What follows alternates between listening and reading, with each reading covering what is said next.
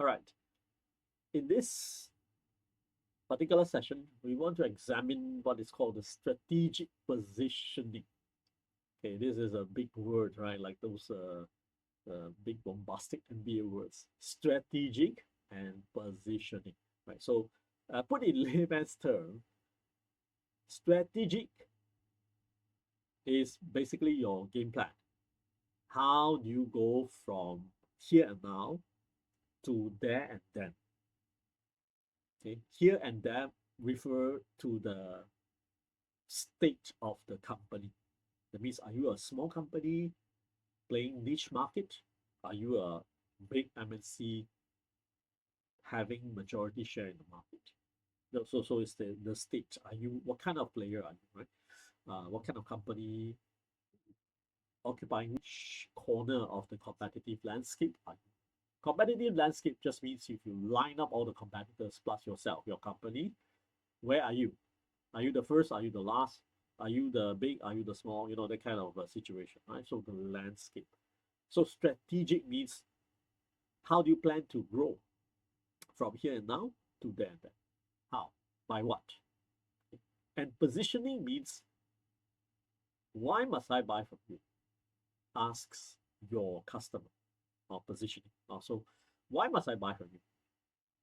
Am I buying from you because you are low cost? Buy from me because I'm low cost, because I'm cheap. I'm the cheapest. Right? Walmart, for example, right? I mean, it doesn't have to say that now, but it is basically the go-to place if you have $1 and you want to get the most out of it. Yeah, Walmart. Buy from me because for the same value, I'm the cheapest. Okay, cost. Because of cost, you compete based on cost. Is that what you want to be? Is that your position? Is that how to low cost you can grow? That's also the question here, right? So strategic and position. Or is it the variety that you're talking about? Buy from me because I've got a lot of choices. You don't have to go elsewhere.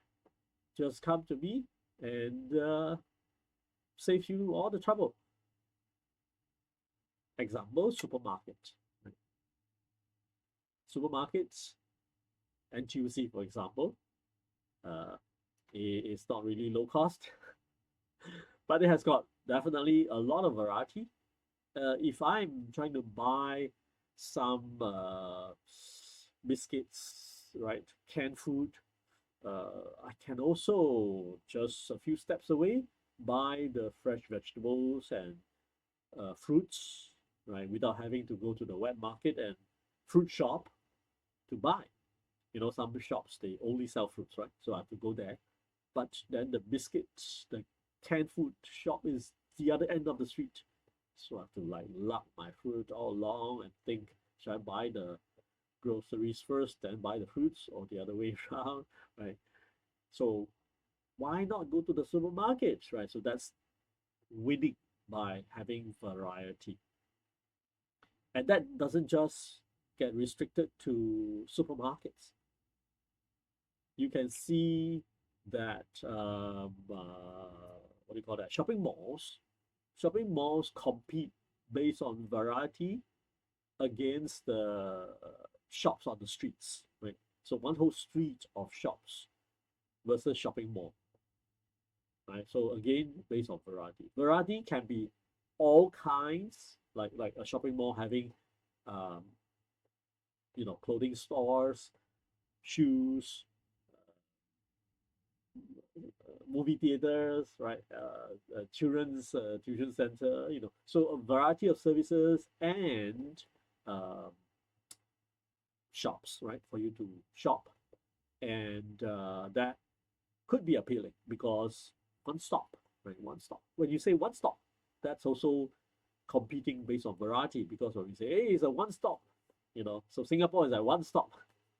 So because we offer a variety of services, if you use Singapore as a transshipment port, your goods can unload, can park here for and wait for another ship to come tomorrow, and then your current ship can go off.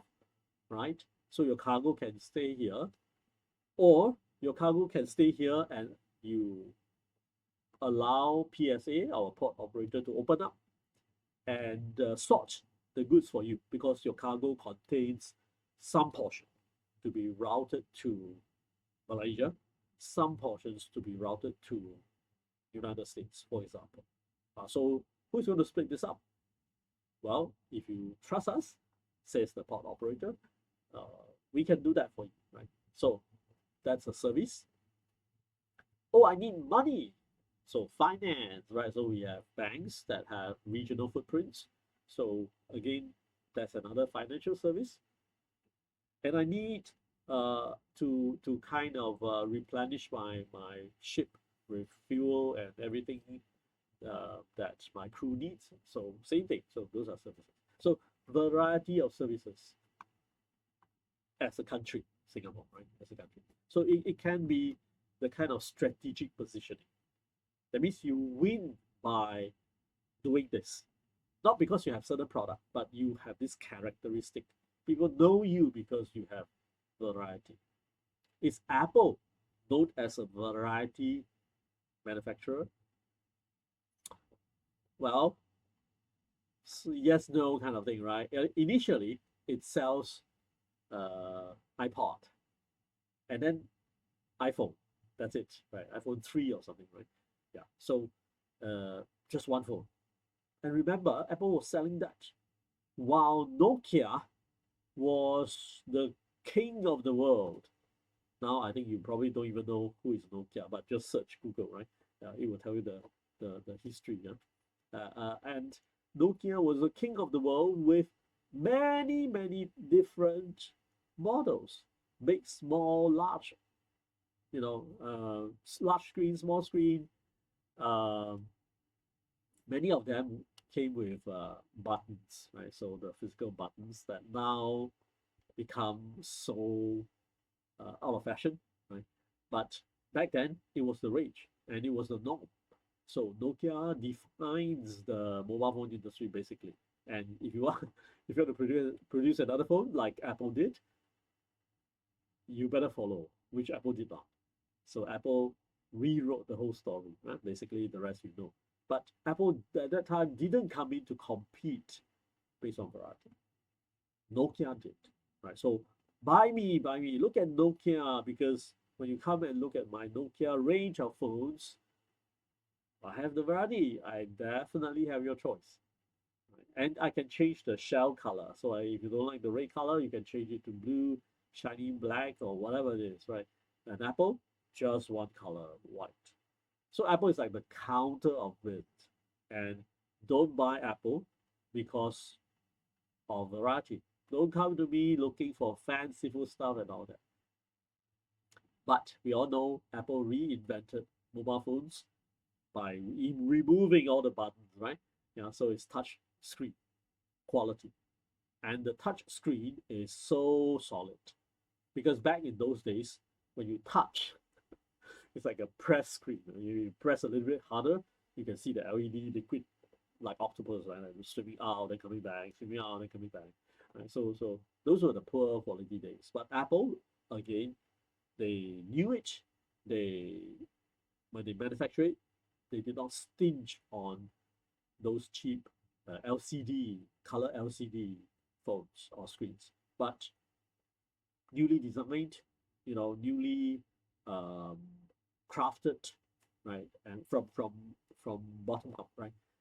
That is touchscreen and it's very solid. Okay, it is.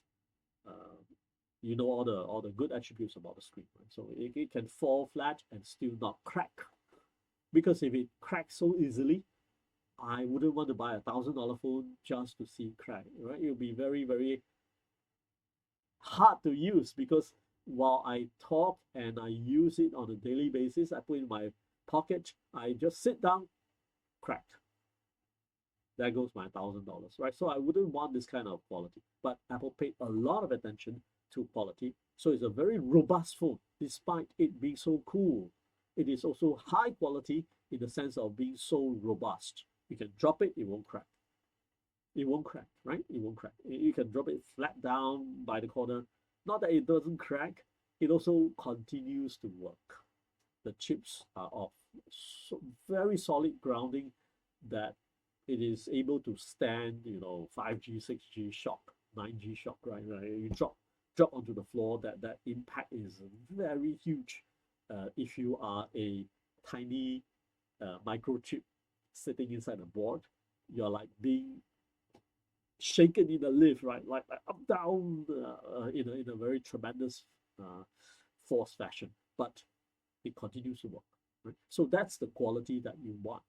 Not that Nokia didn't have, but you don't go to Nokia because of quality, right? It's not known for that.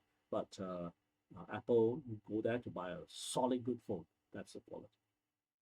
Or rather, the specs are higher, right? The specs are higher so that when we go to Apple, we get the high spec quality food, the way layman thought about as quality. That means robust, don't crack, can use, a bit of water is okay, whatnot, and all that, right? Or you want to buy me because of response time. I want to talk a little bit about the response time. The response time here is not how fast you deliver. That's the lead time. Okay, that's the lead time. Response time I'm talking about when there is a change. Let me see if there's one here. Okay, when there is a change. When customer changes the demand. So of course, customer can change their mind all through, but let's simplify everything. When customers' desired quantity changes. Originally, I want 100. Now, sorry, I want to change to 10.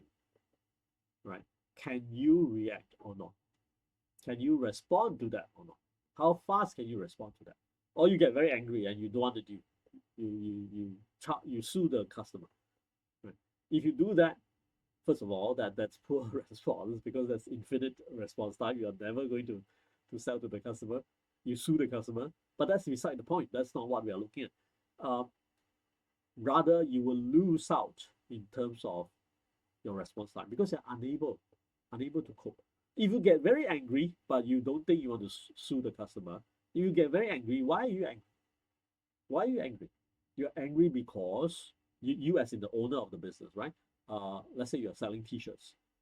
Customers call, I want 1,000 t-shirts for my NTU event, right? So we're going to have this running event, and I like every participants to wear, right? So I'm going to order 1,000 t-shirts. Okay, and just after that, paying deposit, 2 days later, I call and say, sorry, I made a mistake. It's meant for next year. I called prematurely. Sorry. Don't want anymore. What? Now, if you're the boss, right? If your immediate reaction is angry, then it means your company's response time is bad. Why? Because you know you are going to have losses.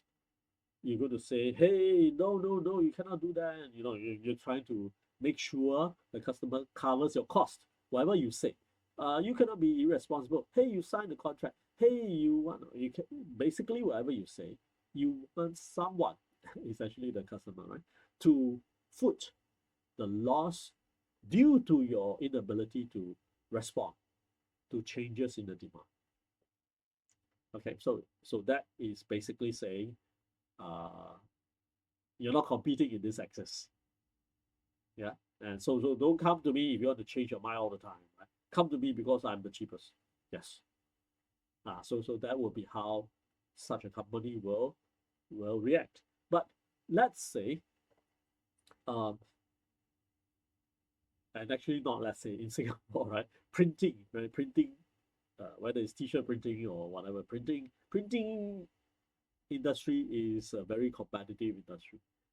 And of course, there are always changes in demand. For example, recently Singapore is undergoing election, right? So election, you have a lot of printing, right? The faces, the pamphlets, the booklets, and the paraphernalia, candidates give out and all the stuff, right? So they need to be printed with the faces and the logos, and of course, right? Now, inevitably, there'll be changes, and it can be dropping or increasing. Hello, I need 1,000 sets of the color pamphlets, all right, tomorrow. Can you make it? And that's lead time. That's not response time. Huh? I want it tomorrow. So of course, those who cannot make it tomorrow, then even if you're dirt cheap, it costs. I cannot afford it. One day to me is very important right now, right? Because there are only a few days for campaigning. So one day is a lot to me. So I need it tomorrow. Can you make it? Cannot. Okay. So that's lead time. That's not response time. So after the 1,000 unit printout order, customer calls back 1 hour later. Sorry, right? The sorry can be what? Cancel or increase. If they cancel and you say, sure, no problem, it's okay, no problem. Just let me know when you want it again. Okay? Yeah, no harms, don't worry. Should we pay you some amount like $200 or whatnot for your trouble? Don't worry. It's okay. It's okay, don't worry. I understand totally. Don't worry. Hey, if you are the person making this order and the boss spoke to you like that, no worries. Will you feel guilty? I mean, okay, maybe you don't feel guilty, right? Will you feel nice to want, nice enough that you want to do business with this boss again? Because really, you're not trying to sabotage the boss, right? You're not trying to play punk with the boss, having committed the 1,000 and then say no, because you don't even pay deposit, right? So you're not doing that, but then out of situational reaction, you have to cancel the order. And you get this kind of, because you are prepared to be scolded, and then you get this kind of very friendly, I totally understand, don't worry kind of response. Won't you feel good, right? That next time you're going to do business. So that's why, for sure, the next round, which can be 3 hours later, the next time you have a need, you will get back to this boss again, not because you owe the boss a favor, not because of that, but because you know this boss totally understands the kind of response time needed. The boss can react, can adapt to fluctuations, to changes. Okay, so for example, 3 hours later, you say, sorry, boss, it's me again. Don't worry, I cannot reduce already. It's already zero, right? Yes. Don't worry, no problem. What's the business now? How can I help you? I need 10,000 printouts this evening because my boss says we need to get our foot on the ground tonight. Can you do it? Now, of course, the boss can do it, right? And even if the boss cannot, he will think of a way to do it. Okay, my capacity, maximum capacity printing is 5,000 units. Okay, every 3 hours. After that, machine is too hot, it needs to cool down, and then continue. So, what's the boss response? Because now the change is from zero to something very, very high, beyond the boss's capacity, 10,000 units, right, tonight. Okay. If the customer is calling sometime in the morning, that's fine.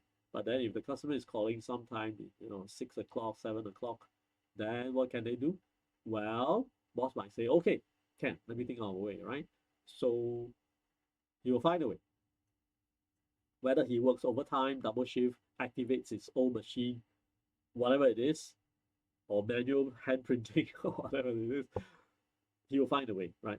If he can find a way, if he knows so well about the industry and the network behind him and the resources that he can activate or whatnot, he can respond very positively. No problem, can do, right? You will get it by 9 p.m. tonight.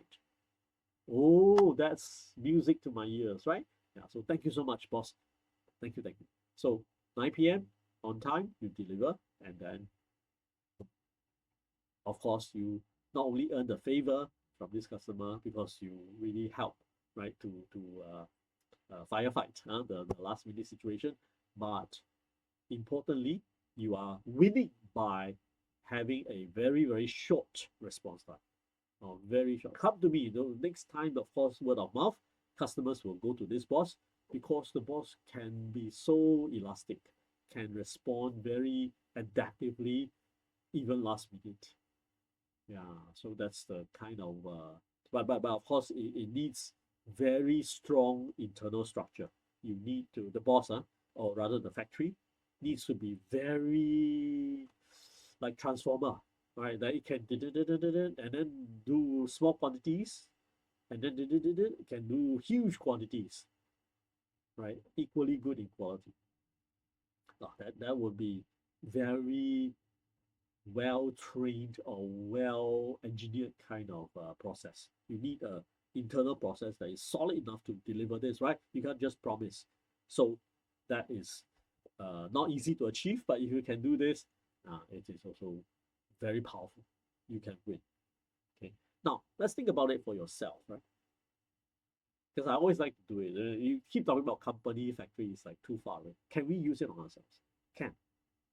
Right? Why should I hire you? Hire me because I'm not asking for a lot of salary. In fact, I'm not asking for salary. I'm asking for an internship, right? So, uh, so please let me in Goldman Sachs, right?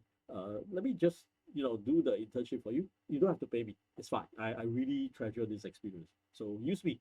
I don't cost you anything, right? But Goldman Sachs is not really looking for low cost people, right? They're looking for quality people. So sorry, cannot. But please hire me because I don't ask for a lot, right? Yeah, so that's cost. Company asks, why should I hire you? Oh, take me, please. You don't take me, I'll be working for your competitor. So please hire me. I'm quality. I'm well trained from Nanyang Business School, right? I am first class degree honors, and I'm basically trained in Python, R, and S and T and U and V that haven't even been evolved, right? So I'm of high quality talent, and I like your company, and I like to work at your company. So please hire me. So that's quality, right? Do you have that quality? Of course, everyone will say I'm also a first class honor, I'm also a degree holder. So again, how do you exhibit that quality in your CV, right? Or in your interview? What makes you so quality to the company? Now, of course, in Lean, we say quality means meeting the specs. In some sense, it is also true in our lives, right? Uh, you say you are a first class degree and all that. Yeah, okay, fine. But yeah, we are here talking about, you know, uh, trying to trying to make our printers work a bit smoother and having our processes straightened. Do we really need a first class degree honor person? Yeah, so you don't want to have an overfit or underfit, right? You want a best fit. That's quality, right? Best fit. So I'm quality. I'm quality because I know your company. I know your company values teamwork. So yes, my degree is second class lower. I understand that. But here I'm not trying to impress you with that. Neither can I. However, you will see from my CV that I work in various team activities, such as the police corps, in the army, I've been leading platoons, and in the hall activities, I'm the hall president. I lead teams, and we achieve things. These are the medals and certificates that I've won for our hall and our team. Right? You can have a look. So when it comes to teamwork that your company so much emphasizes, I'm the best for you. Now, that is quality because you're matching what the company wants, right? So that's quality matching. You can think about that. Variety.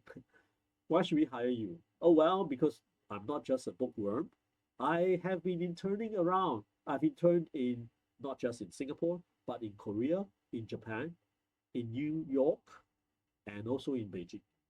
I speak three different languages. Sorry, I speak five, including dialect, for example. Right? So variety of skills, variety of exposures, variety. Hire me because I'm variety skill offerer, right? I can do a lot of things for your company.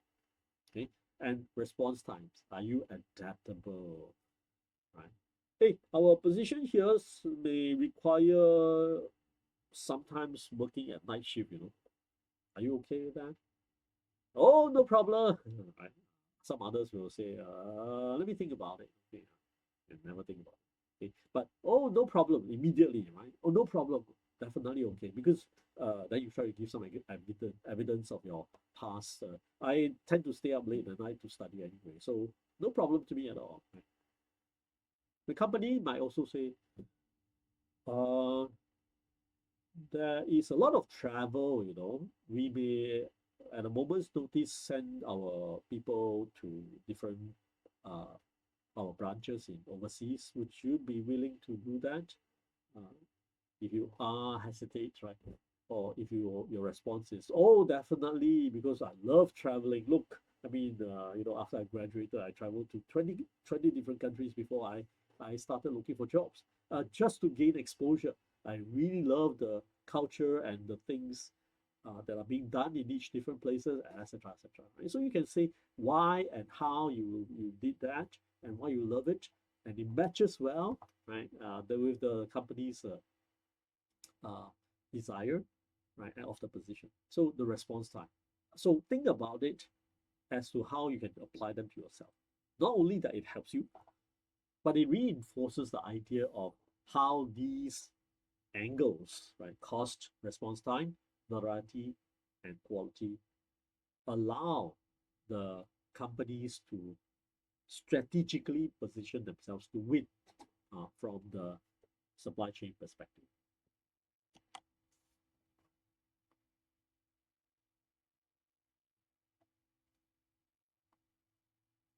Now, here we talk about three pillars of operations, and essentially is trying to put in place how the operation strategy works in synergy with business strategy. That means operations is like our internal organs. It's internal. It's within us, right? And business strategy is how we face the world. Okay, so for example, again, I like to draw analogy with our life operations. Living is our operations, right? So our internal organs will have to support our daily lives, the business.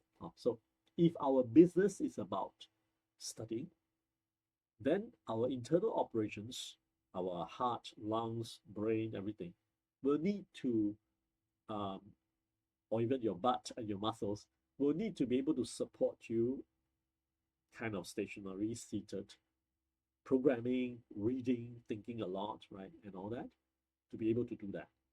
And of course, most of you can do that. But in a more uh, marked contrast to that example, if you are an athlete student, or your main job, main business is to compete, let's say running. Okay. You're training for run, for competition. Then your internal organs and lungs and brain even and everything will need to, you know, synchronize, with that business strategy of winning when you run. Because if you have a weak heart, if you have a smallish lung that doesn't oxygenate very well, you'll be out of breath. How do you even compete? Right? So of course you can start training and all that stuff, right? But if you are the right caliber of students, right, born with a big heart and big lungs, that doesn't mean immediately that means it has the capacity, but that doesn't mean immediately it knows what to do. It still has to go through the kind of training and build up in order to finally say, oh, now I understand. The heart says, oh, I understand. I could be, this way and that way in order to support the blood supply and all that. The lungs will say, oh, okay, now I have to breathe this way, that way, then I can oxygenate everything, and so on and so forth, right? And then, of course, the blood vessels will start to strengthen and deliver the necessary energy, right, in terms of blood and oxygen. So you see that even the business strategy, outward facing, operation strategy, your internal organs have to work in sync. No point having a business strategy, but your that means you are athlete runner, but you cannot run because your lungs and heart and all these internal organs cannot or cannot coordinate, right? Or don't have the capacity, right? So the operation strategy will fail. So here back to our factory kind of scenario, right? Three pillars of operations basically is this one, right? So the operation strategy is to finally maximize the NPV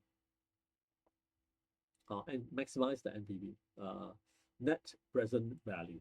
Net present value. There's a formula to calculate that, but essentially net present value just means thinking about the future profits that will come in, all right, factoring in interests and all that. Net everything, how much is your business or your factory worth at the present moment?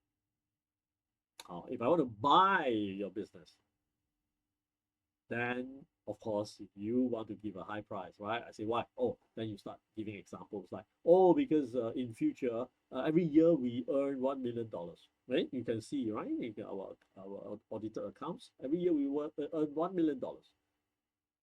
So 10 years down, we would earn $10 million, right? Something like that. Then plus factoring in interest rates and everything discounted back to the present, then net total, you should offer us $7 million. Then I'll be happy. That's the fair worth. And then you calculate, yes, $7 million, right? Plus a bit of goodwill, so $8 million. Okay, so I buy over your business. That's the NPV, right? And of course, you have seen that also in court cases. Yeah, person met an accident. Person is a doctor. Doctor earns, I don't know, $300,000, $500,000. Let's say $1 million, right? Same thing, right? So doctor earns $1 million every year, but now because of accident, paralyzed, and of course claim from the other party who, let's say, legally is the real cause of the accident. So now we ask the judge, please, ask defendant to award us compensation $8 million. Now, of course, it's like anybody's number, right? 8 million. How come you say how to justify? Well, we say, hey, this doctor provably in the past 3 years, $1 million every year, plus minus. Right. Going forward, we can anticipate that it's $1 million or more, right? So without the accident, he every year will bring in $1 million for at least 10 good years. Okay, then minus interest rates and everything, plus a bit of other life expenses, right? So 7 million plus 1 million, $8 million. So you see this number 8 million is not just dropped from the sky, or we would like a jackpot, so 10 or $20 million, right? So it's calculated based on the net present value, the worth of that entity, the factory, the business. So you also probably have a net present value, right? So Warren Buffett famously was asking something like, if I pay you $100,000 for a year, something like that, buy your time. So that's not NPV, that's like $100,000, that's a salary. But if I buy over you, like slavery, right? So if I pay you $3 million for the rest of your lifetime employment, would you agree? That's to value you at $3 million right now. Right now, would you agree? So that's the net present value. So operation strategies, again, that's just one angle. Here in this course, we say that strategy is going to tie in the competencies, right? Back to just now, the cost, time, quality, and response time. Remember the flexibility, your adaptability. So that part has a few words, but essentially it's talking about the same thing. Can you react to changes well? So that's, I think it also applies to individuals and and living philosophy. So cost, time, quality. So it ties in with your competencies. Okay, how good are you in certain aspect versus what do you have? What do you have to make them happen? The sizing, capacity, timing, type, location. Basically, your resources. What do you have? People. Do you have people? Do you have factories? Do you have resources? Do you have money? Right. So these are the resources. So as to uh, carry out or realize the competencies that you already have or that you want to have. And the processes is to add the time element. So if resources are like ingredients in making a cake, the eggs, the flour, the yeast, right, the water, the sugar, the resources, the ingredients. Competencies is like your skill. Do you know the recipe well? Do you know how to stir? Right? Do you have the portion? Do you have the knowledge to mix the right portion of sugar with the right number of eggs or yolk and whatnot? Do you know? Do you have that knowledge? And the process is to add the time element. Do you know when, for how long a duration to beat the eggs? Do you know when to add the yeast? Do you know how long a duration to bake so as to get the best cake? And so on, right? So you add the time element, it becomes processes. Okay, so actually very simple. Your skill, your materials, and the time element to lay them out in timeline. That becomes the way to maximize your entry. It says this chart here. Okay, and of course along the way we have customer intimacy, operations excellence. Remember excellence? That it's reliable. You keep repeating. You are not just good one time, you are good all the time. Once you are good all the time, then you can call yourself excellent. That is so excellence is not a one-off thing, right? So it's like a reliably known characteristic of that factory, that strategy, that business. And then product leadership. Are you leading the industry? Are the industry copying you? Or you are copying the industry? So ChatGPT, for example, right, is one great example. It is known first. Then, I mean, of course, others like Google and Facebook, right? Microsoft invests in ChatGPT, but basically, right, various labs, various people, various entities are already, secretly or openly developing them. But they're trying to also uh, make it work first before they finally announce. So you cannot just have a 60% working and then once you expose to the world, write me a story about Cry Wolf, and then out comes gibberish, right? And of course, that is going to have a negative publicity. I think Google briefly suffered that a little bit with Bard, right? They're saying hallucination. But ChatGPT leads the industry, right? So when it was like very okay, maybe not perfect, but really seriously high quality okay, that will give a mind blowing at that time. Now we take it for granted, but at that time it was mind blowing. Write me a story about Cinderella, and it starts to write in real time, right, character by character. If it is typed by human, we are getting so impatient, right? Can you type faster? But then it is generating the story online on the fly. So it's leading the industry. And of course, all the news outlets in the world started to talk about that. And nothing about other things like Bard or Gemini or whatever it is, right? We never hear of them. Not at that time, at least. So that's product leadership. And then of course, voice of customer. Are you close to customer? Well, that's kind of repeating the uh, emphasis, right? That lean pays to customers' attention, customer intimacy. So this intimacy is even stronger than just customer focus.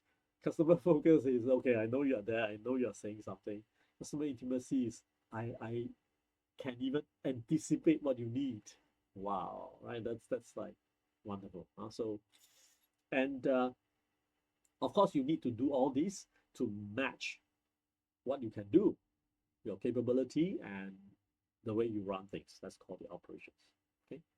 And customer needs must be aligned with the core competencies. You cannot be selling to customers, right?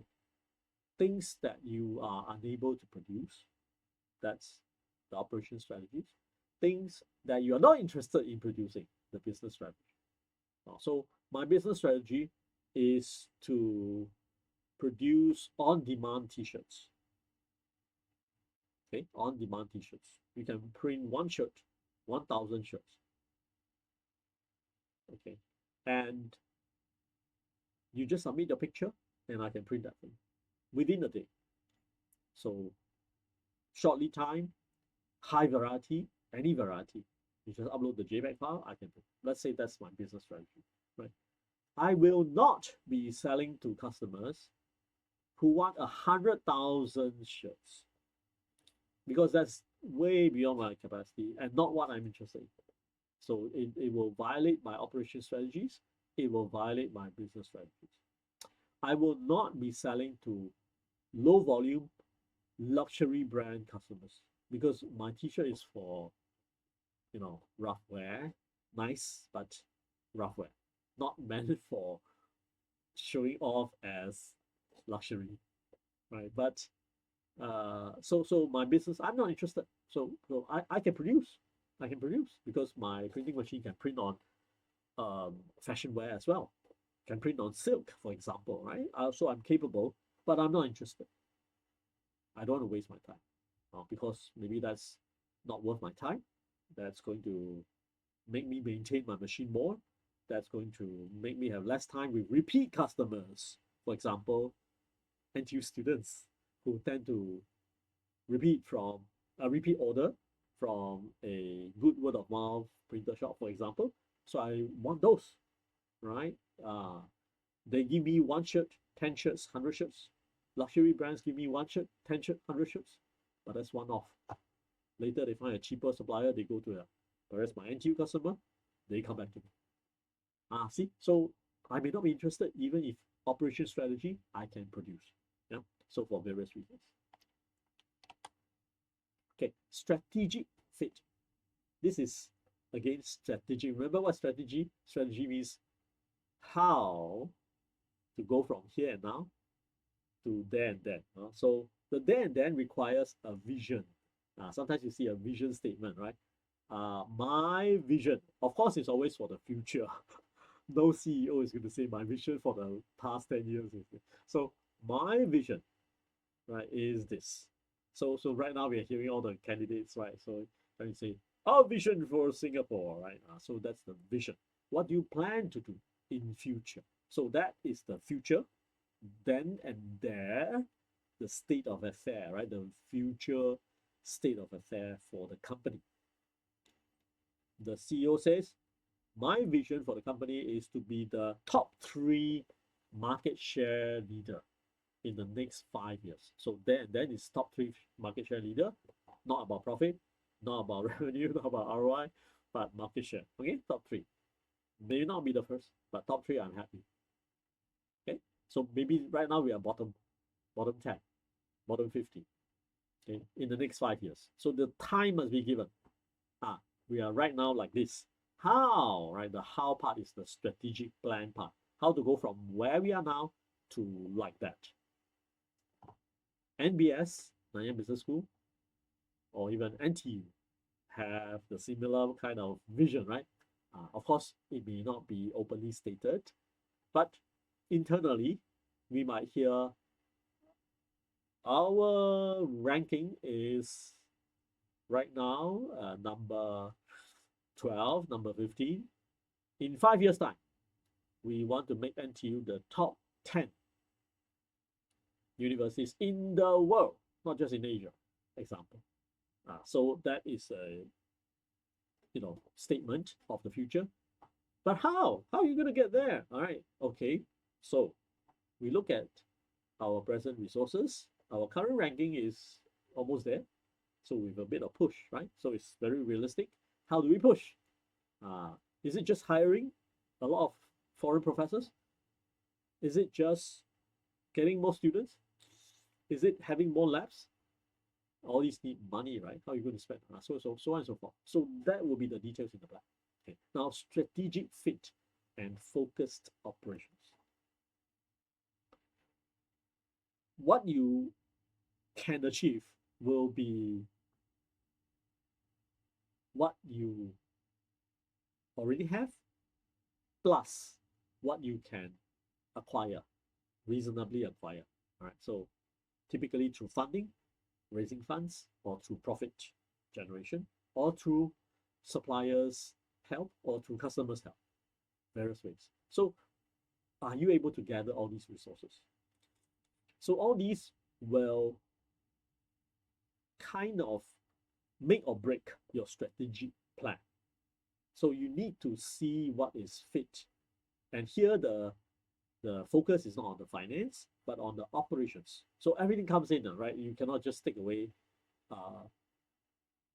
finance, people, talents, right? And then just look at operations. Cannot. So everything comes together. But our discussion here primarily focuses on operations. So it is the same that your operations needs to be able to support that strategic vision. So for example, we say we want to be the top three um, producers of thumb drives, all right, in Southeast Asia in 5 years time. Now, if you do that, fine. What is the demand? You calculate, right? And then you only have one small factory in Kaki Bukit in Singapore. So if the demand is high, you're going to expand in Tuas in Singapore. It will be very expensive. So you better think of going to Malaysia. But this company has never gone overseas before. So going overseas might be very risky. So now we are starting to see a crack.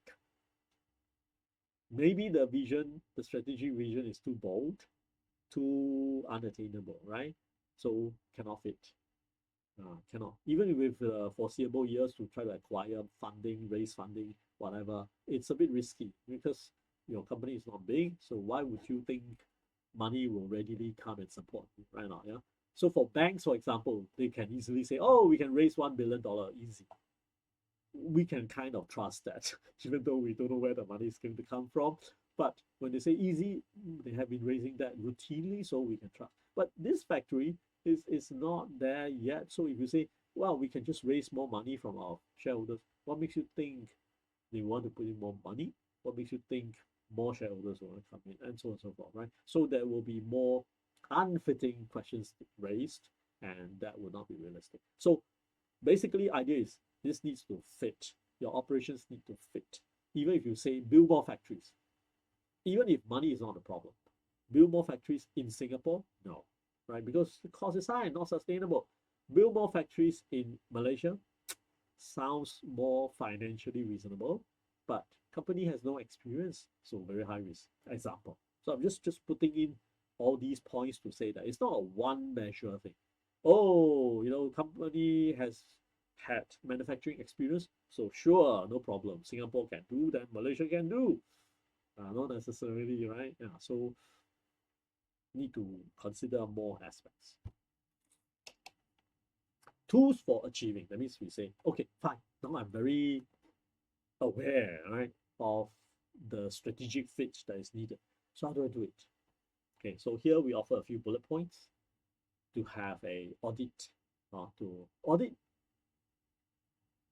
means almost immediately says you want to invite an external expert. Yeah, so no point you look at yourself. I mean, the company may have many different staff, but look, every staff is under some manager who is under another VP who ultimately is under you, the boss, right? So if you hire internal people or you task them, right, as a committee to go and do this audit, likely they will say, nice, everything is good, right? Yeah, because if you say no good, then okay, Then you go and fix it. Wow, now I got paid $2,000 every month. Not only that, I've got to do production. I also got to fix this. Better not say about this problem, right? So usually it's an external expert trying to look at everything and be very brutally honest about things. So they will say yes if it's yes, no if it's no. Then you get a good picture. Matching products and processes. This is a very nice toolkit. It looks at broad picture. We'll have another slide on this. Okay, we'll talk more about this. This is a nice tool, literally tool, because we say like hammer and screwdriver, right? So we apply this and see through this tool our factory and see if it matches. So it's like an LED light. You test it and it lights up red. Sorry, not fit. If it lights up green, good, well done. Something like that. So that would be nice, right? And this is like one of that kind of tool. And then operations performance frontier. Again, we have another slide on this to look at how your company is placed along with other competitors. In a way, you can say that the product process matrix, right, is our internal tool, a tool for internal introspection. And the operations performance frontier is a tool for external performance reflection. How good are we? Not just compared with specification and our imaginary goal, but also with competitors. So we'll see how to see that in a while. Okay, so here basically a story about strategic fit of Walmart. Give access to medium quality goods when and where needed at everyday low prices. So it's like come to Walmart because I'm the low price leader. Okay, how Walmart achieves this is another story. How you squeeze the supplier and so on and so forth, right? After a while, the supplier squeezes themselves.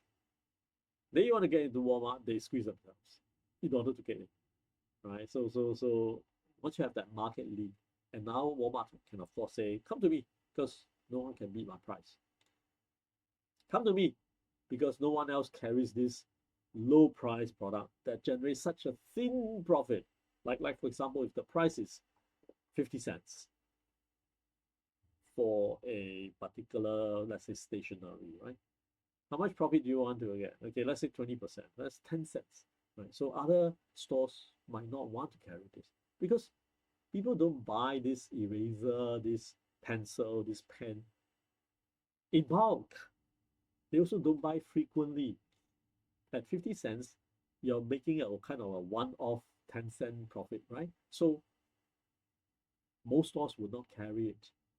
If you carry it, means you put it on the shelf, and shelf is expensive. You got to respect that first, right? So shelf space is expensive. Walmart shelf space is premium for suppliers, very expensive, impossible to get in unless you're very good with price. So suppliers to Walmart, they better have a way to survive themselves, right? So that's why Walmart has this business strategy. I survive, or customers, you come to me because I offer you this low price. Can Walmart have the internal competency to do that? So it does this. Actually, these 2 points are too short.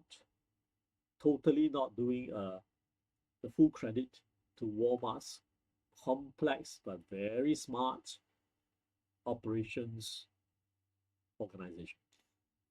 Not only that, it has short flow times.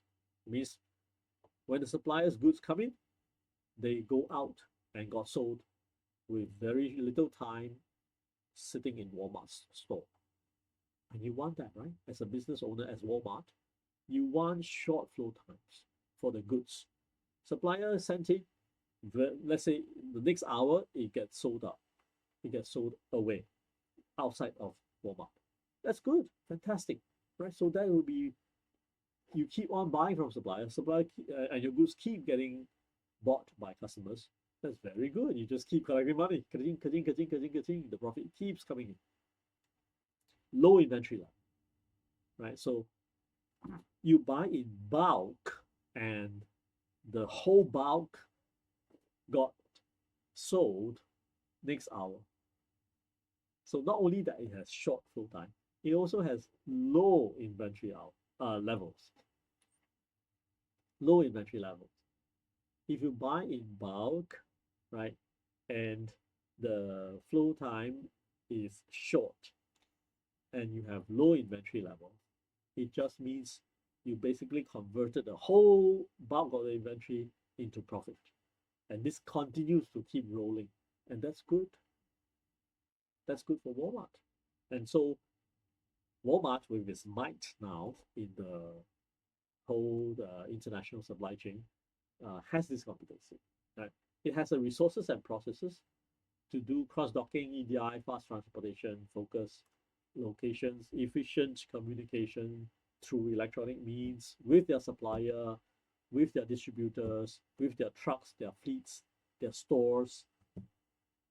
All these are to make it possible for Walmart to implement the business strategy. So all these points again are very uh,